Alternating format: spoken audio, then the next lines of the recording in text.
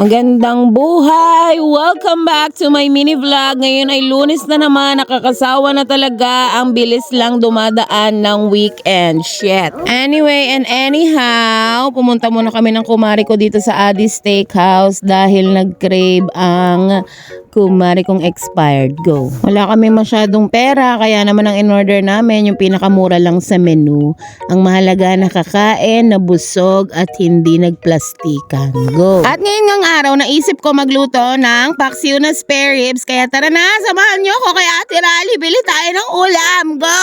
So first sa pagka-OA. Anyway, wala akong nakuha dito kay Ate Rally kaya naman lumipat ako sa kabilang tindahan.